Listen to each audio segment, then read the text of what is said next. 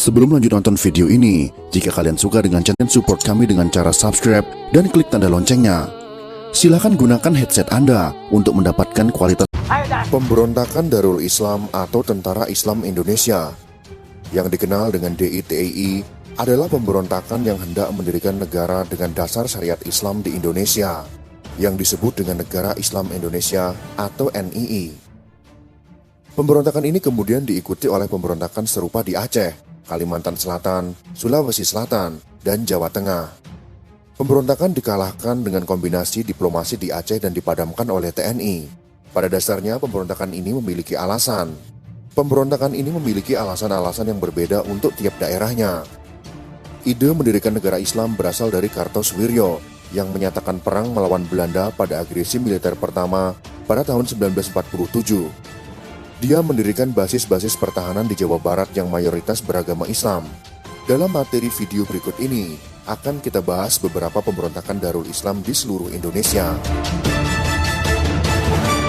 Pemberontakan DITII Sukarmaji Marijan Kartosoewirjo di Jawa Barat.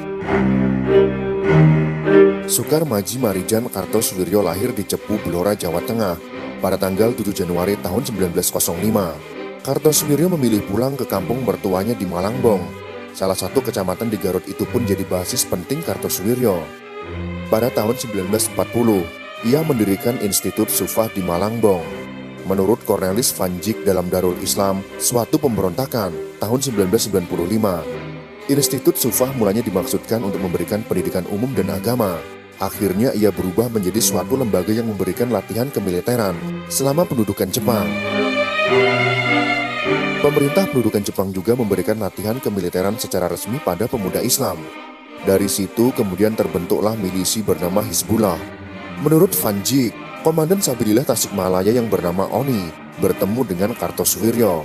Mereka berdua sepakat agar anggota Sabilillah dan Hizbullah harus tetap di Jawa Barat. Mereka yang ikut pergi dari Jawa Barat harus dilucuti senjatanya. Pada bulan Februari tahun 1948, di Desa Pangbedusan, Distrik Cisayong, daerah segitiga Garut, Tasikmalaya, dan Malangbong, diadakan suatu pertemuan yang belakangan disebut Konferensi Cisayong. Tidak hanya Hizbullah dan Sabilillah yang hadir, tapi juga Gerakan Pemuda Islam Indonesia atau GPII. Disepakati dalam pertemuan itu soal pembentukan Tentara Islam Indonesia atau TII dan pengangkatan Oni sebagai Panglima TII di daerah Periangan. Pengaruh Kartosoewirjo semakin besar, terutama setelah mendirikan angkatan bersenjata untuk NII bernama Darul Islam atau Tentara Islam Indonesia. Meski ada tentara bernama TII, menurut Van Dijk, negara Islam sendiri belumlah terbentuk, hanya ditekankan pada suatu hari bila pemerintah Republik umpamanya digulingkan Belanda. Setidaknya, lanjut Van Dijk, Kartosoewirjo menahan diri selama lebih dari setahun untuk terang-terangan menolak menentang kekuasaan Republik. Agresi militer Belanda kedua berupa serangan dadakan atas ibu kota Republik Indonesia pada tanggal 19 Desember tahun 1948, serta disertai penawanan para pejabat tingginya, kemudian dijadikan dalih oleh Kartosoewirjo untuk memulai suatu negara baru. Ide Kartosoewirjo banyak didukung oleh daerah-daerah lain yang merasa kecewa terhadap Indonesia, sehingga berkeinginan untuk melepaskan diri. Hal ini menjadi titik mula pemberontakan DITII yang berkembang tidak hanya di Jawa Barat, namun menjalar hingga ke Jawa Tengah, Aceh, Sulawesi Selatan, dan Kalimantan Selatan. Pemberontakan ini dilancarkan mulai tahun 1948. Penyebab pemicu pemberontakan Kartosoewirjo adalah penolakan Perjanjian Renville yang menempatkan daerah Jawa Barat di wilayah kekuasaan Belanda. Penolakannya terhadap Perjanjian Renville diwujudkan dengan menolak pergi dari Jawa Barat yang saat itu dikuasai Belanda. Kartosoewirjo mengubah gerakannya menjadi pembentukan negara bernafaskan Islam. Pembentukan Negara Islam Indonesia menjadi bentuk protes terhadap Belanda sekaligus Indonesia yang dinilai terlalu lunak. Kartosoewirjo kemudian diangkat menjadi imam dari NII. Pada tanggal 25 Januari tahun 1949, ada bentrokan antara TNI dari Divisi Siliwangi yang sudah kembali dari Jawa Tengah dengan satuan TII.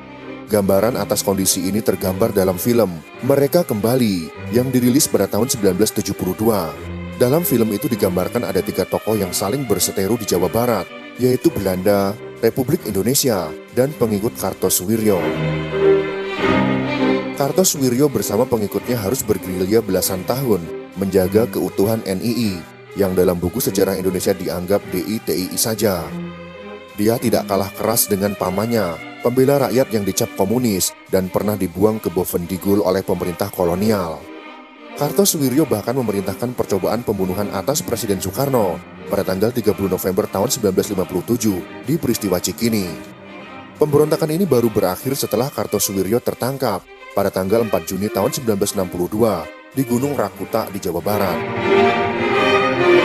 Pemerintah Indonesia kemudian menghukum mati Kartosoewirjo pada tanggal 5 September tahun 1962